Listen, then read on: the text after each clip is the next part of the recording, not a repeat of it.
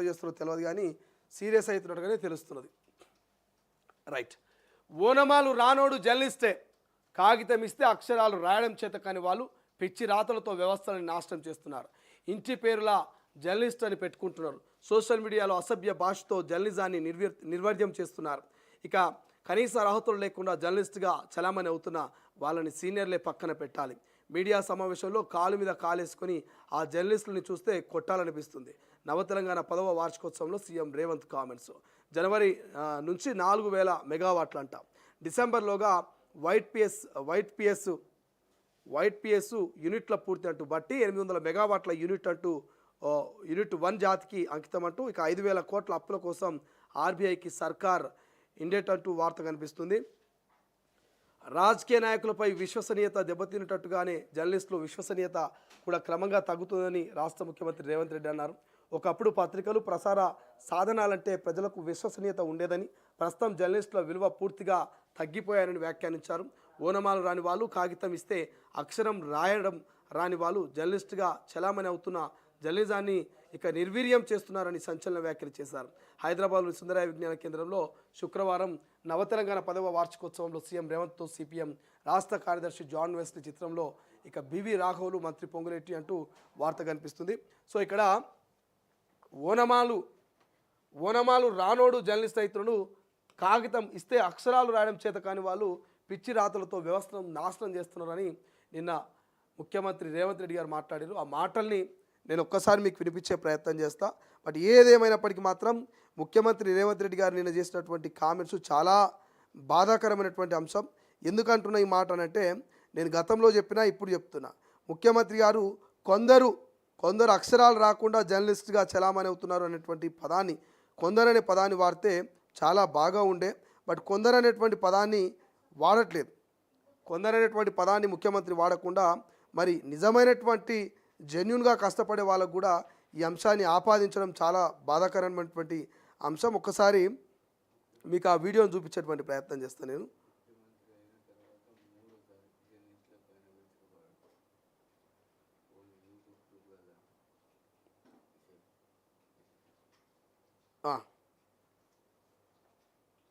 చూడండి, ఇది పాత్రికేయ మిత్రులకు నేను విజ్ఞప్తి చేస్తున్నా, మీరు డిఫరెన్షియేట్ చేయండి, వాళ్ళని వేరుగా కూర్చోబెట్టండి. వాళ్ళు మేము ఒక్కటి కాదని ఒక భావాన్ని ప్రజలకు కల్పించాల్సిన అవసరం ఉంది. ఈరోజు media, social media, digital media, ఎవరు పడితే వాడికి మొత్తం పెన్ను పేపర్ ఇస్తే వాళ్ళు మొత్తం రాయలేడు, ఏబిసిడి మొత్తం రాయలేడు, వాడు కూడా నేను జర్నలిస్ట్ అంటాడు. ఏం జర్నలిస్ట్ అంటే నేను సోషల్ మీడియా జర్నలిస్ట్ అంటాడు. వాళ్ళ పేరు పక్కనే జర్నలిస్ట్ అని పెట్టుకుంటాడు. అది మొత్తం వాళ్ళ ఇంటి పేరే అయినట్టు, వాళ్ళ తాతలు ముత్తాతల నుంచి జర్నలిజంలో పుట్టి పెరిగినట్టు జర్నలిస్ట్ ఎల్లయ్య, జర్నలిస్ట్ పుల్లయ్య అని పెట్టుకుంటారు. వాడు ఎప్పుడైనా జర్నలిజం స్కూల్లోనే చదివినా లేకపోతే ఓనమాలు మొత్తం అన్నీ వస్తాయంటే ఆ రెండు రావు. జర్నలిజం అక్షరం ముక్క కూడా ఒకప్పుడు. రైట్, ఇదొక వీడియో కదా. అసలు జర్నలిజం స్కూల్లో చదివిండా వాడని చెప్పేసి ముఖ్యమంత్రి మాట్లాడుతూనే మేము ఒక్కటి కాదని ఒక భావాన్ని ప్రజలకు కల్పించాల్సిన అవసరం ఉంది.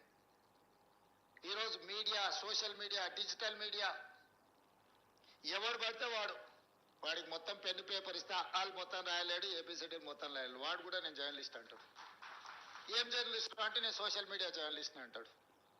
వాళ్ళ పేరు పక్కనే జర్నలిస్ట్ అని పెట్టుకుంటాడు. అది మొత్తం వాళ్ళ ఇంటి పేరే అయినట్టు, వాళ్ళ తాతలు ముత్తాతల నుంచి జర్నలిజంలో పుట్టి పెరిగినట్టు జర్నలిస్ట్ ఎల్లయ్య, జర్నలిస్ట్ పుల్లయ్య అని పెట్టుకుంటారు.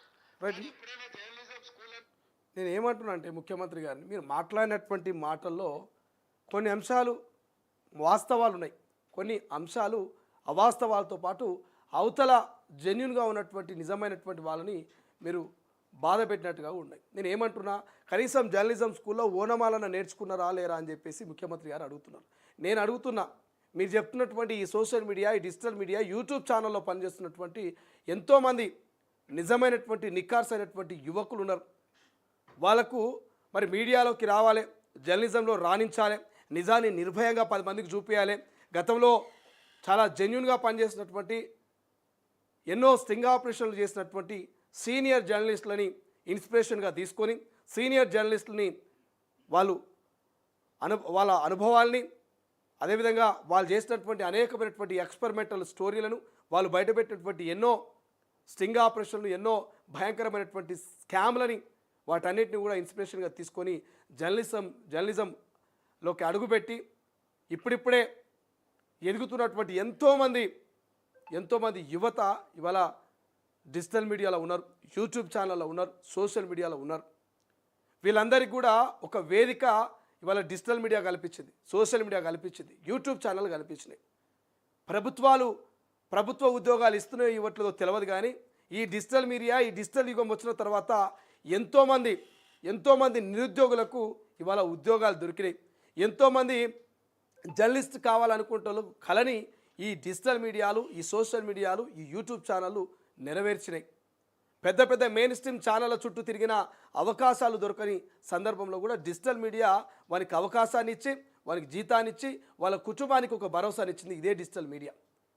ఆ డిజిటల్ మీడియాలో మీరు అన్నారు కనీసం జర్నలిజంలో ఓనమాలన్న వీళ్ళు నేర్చుకున్నారో లేరో, మరి అక్షరం కూడా వస్తుందో రాదో, కాగితం ఇస్తే అక్షరం రాయడానికి వస్తుందో కాదని అంటున్నారు. కానీ జెన్యున్గా మీరు ఒక్కసారి ఓ డేటా తెప్పించుకొని, ఓ ఎంక్వైరీ చేసుకొని, ఒక్కొక్కరు పీజీలు చేసి, పిహెచ్డీలు చేసి, జర్నలిజం చేసి, మరి డిజిటల్ మీడియాలో, సోషల్ మీడియాలో, యూట్యూబ్ ఛానల్లో జర్నలిస్ట్గా రాణిస్తున్న వాళ్ళు ఉన్నారు. మీరు ఒక కొలమానత పెట్టండి, ఒక నియమ నిబంధనలు పెట్టండి. వాడు నిజంగానే జర్నలిజం చేసిందా లేదా, వానికి నిజంగానే జర్నలిజంలో అనుభవం ఉన్నదా లేదా, వాడు ఇంతకుముందు ఎక్కడైనా పనిచేసిందా లేడా, వాడు నిజంగానే చదువుకున్నాడా లేదా అనేటువంటి ఒక కొలబద్దత పెట్టండి. కాదనట్లే ఓ ఫిల్టర్ చేయండి, ఎవరు నిజమైన జర్నలిస్టులు, ఎవరు నిజమైన జర్నలిస్టులు కాదని. అంతేగాని మరి ఈ డిజిటల్ మీడియాలో, సోషల్ మీడియాలో, యూట్యూబ్ ఛానల్లో పనిచేసేటువంటి వారందరూ కూడా అసలు జర్నలిస్టే కాదు, వాళ్ళకి జర్నలిజం మీద ఇంత కూడా నాలెడ్జే లేదు, వాళ్ళకి రాయనికి రాదు, కనీసం మాట్లాడడానికి రాదు, చదవనికి రాదు అనేటువంటి ఈ స్టేట్మెంట్లు ఏవైతున్నాయో ఇవి చాలామందిని బాధకు గురి చేస్తున్నాయి. నిజాన్ని నిర్భయంగా చూపించేటువంటి కొంతమంది యువ జర్నలిస్టులుగా తయారవుతున్న వారిని బాధ పెడుతున్నాయి ముఖ్యమంత్రి గారు మాట్లాడేటువంటి మాటలు.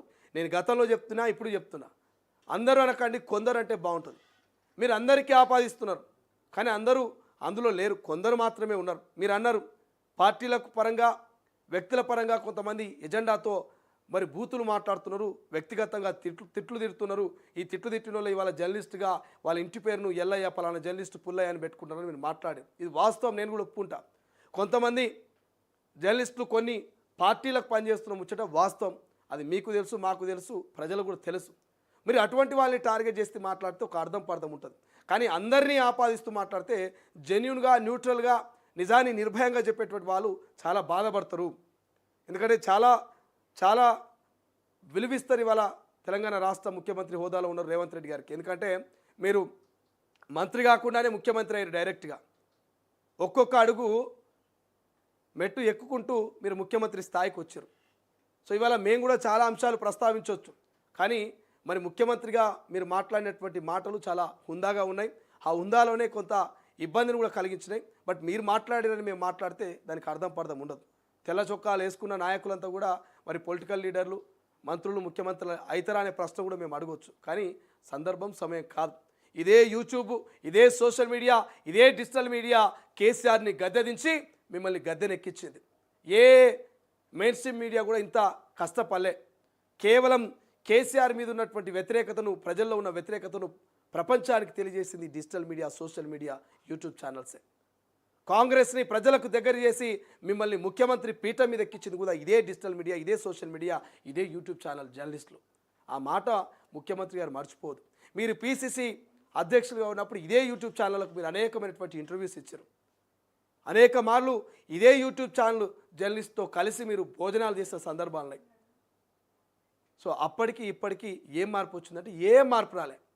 మీరు ముఖ్యమంత్రి అయ్యారు, ఆ జర్నలిస్టుగానే ఇప్పుడు మళ్ళీ మీ ప్రభుత్వం మీనో, మరి కేసీఆర్ ప్రభుత్వం గతంలో చేసిన అవినీతి మీనో కొట్లాడుతున్నారు. సో ఇక్కడ మార్పు ఎక్కడ వచ్చిందంటే ముఖ్యమంత్రి గారు పీసీసీ నుంచి మరి ముఖ్యమంత్రి పీఠానికి వచ్చి రేవంత్ రెడ్డి గారు కాబట్టి మీలో మార్పు వచ్చి మీకు పదవి వచ్చేసరికల్లా వీళ్ళందరూ అధికారంలోకి తెచ్చినటువంటి ఈ digital media, social media, YouTube channel అంతా కూడా ఇప్పుడు మీకు లంగల్ లెక్క, దొంగల లెక్క, అవారగాల లెక్క, పోకిరిగాల లెక్క కనబడుతున్నారు. ఇదే యూట్యూబ్ వాళ్ళు మిమ్మల్ని అధికారంలోకి తీసుకొచ్చే టైంలో మాత్రం వీళ్ళే దేవుళ్ళు, వీళ్ళే నిజమైన జర్నలిస్టులు, వీళ్ళే సోషల్ మీడియా వారియర్లు. అంటే మీకు అధికారం తెచ్చిపెట్టడానికి వాళ్ళు కష్టపడ్డప్పుడు మీకు వారియర్ లెక్క నిజమైన నికార్సైన జర్నలిస్ట్ లెక్క కనబడతారు. మీకు అధికారం వచ్చిన తర్వాత మీరు చేస్తున్నటువంటి పనుల మీద ప్రశ్నిస్తే వాళ్ళు అవారగాళ్ళు, బేకారుగాళ్ళు, చిల్లరగాళ్ళు, చూపుగాళ్ళు, గొట్టంగాళ్ళు. మీ అధికారం శాశ్వతం కాదు. 2 నెలలు అయితే మీరు అధికారంలోకి దిగిపోతారు. మళ్ళీ ఇదే అవారగాలు, మళ్ళీ ఇదే గొట్టంగాలు, మళ్ళీ ఇదే చూపుగాలు మీకు దిక్కవుతారు. అప్పుడు ఏ ముఖం పెట్టుకొని ఈ అవారగాల దగ్గరికి, ఈ చిల్లరగాల దగ్గరికి, ఈ గొట్టంగాల దగ్గరికి వస్తారో మీరు ఆలోచన చేసుకోండి. దెబ్బ కొడితే 10 నిమిషాల్లో మర్చిపోవచ్చు, కానీ మాట అంటే అది ఎప్పటికట్లే గుర్తుండిపోతుంది, మనసుల్ని గాయపరుస్తుంది. సో ముఖ్యమంత్రి గారికి మేము రిక్వెస్ట్ చేస్తున్నాం, దయచేసి మీరు అంటున్నారు సీనియర్ జర్నలిస్టులకి కొంతమంది చిల్లరగాలు, అవాలగాలు రెస్పెక్ట్ ఇస్తున్నారు. దాన్ని మేము వెల్కమ్ చెప్తున్నాం. అది వాస్తవం. కొంతమంది ఇప్పుడిప్పుడే జర్నలిజంలోకి అడుగు పెడుతున్న వాళ్ళు, కొంతమంది సీనియర్లకు రెస్పెక్ట్ ఇవ్వకపోవడం, సీనియర్ల ముందే కాలు మీద కాలేసుకోవడం, ముందుల వరుసలో కూర్చొని ఏదో గల్లా ఎగరేసుకొని వాడు రుబాబ్సే వివరించేటువంటి పద్ధతి కొంతమంది చేస్తున్నారు. దాన్ని మేము కూడా వెల్కమ్ చెప్తున్నాం.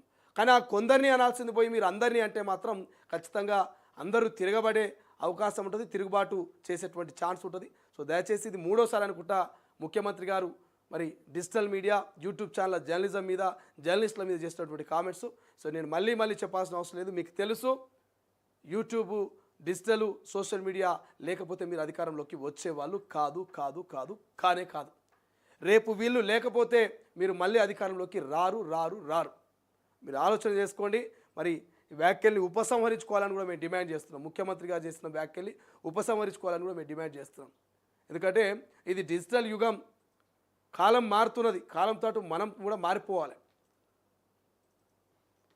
సో ఇంతకంటే ఎక్కువ చెప్పలేము. తెలంగాణ ప్రజలే తేలుస్తారు. తెలంగాణ ప్రజలే అంతిమంగా ఒక నిర్ణయాన్ని ప్రకటిస్తారు. ఎవరు నిజంగా ఫైట్ చేసి కాంగ్రెస్ ప్రభుత్వాన్ని అధికారం తీసుకొచ్చారో, ఎవరు ఫైట్ చేస్తే మరి కేసీఆర్ ప్రభుత్వం ఓటమి పాలైందో, ఎవరైతే కేసీఆర్ను ఓడగొట్టిరో మళ్ళీ అదే ప్రభుత్వం ఇప్పుడు ఆ ఓడగొట్టినటువంటి జర్నలిస్టులను దగ్గర చేసుకునే ప్రభుత్వం ప్రయత్నం చేస్తున్నది. నేను చెప్పింది మీకు అర్థమై ఉండొచ్చు. కేసీఆర్ను ఓడగొట్టినటువంటి జర్నలిస్టునేమో కేసీఆర్ ఓటమి పాలైనాక దగ్గర చేసుకునే ప్రయత్నం చేస్తున్నారు. రేవంత్ రెడ్డిని గెలిపించినటువంటి జర్నలిస్టులనేమో రేవంత్ రెడ్డి దూరం చేసుకునేటువంటి ప్రయత్నం చేస్తున్నారు. ఇక్కడ 2 మీకు వ్యత్యాసాలు కనిపిస్తుండొచ్చు. వాళ్ళకు అధికారం కోల్పోయినాక ఈ యూట్యూబ్ మరి డిజిటల్ మీడియా జర్నలిస్టుల పవరు, వాళ్ళ పనితనం కనిపించింది. వీళ్ళ అధికారంలోకి వచ్చినాక వీళ్ళని తిడుతున్నారు. వీళ్ళకు కూడా అధికారం కోల్పోయినాక వీళ్ళ పవరు, వీళ్ళ పతారా అప్పుడు అర్థం తెలుస్తుంది. సో అప్పటిదాకా మనము ఇక మౌనంగా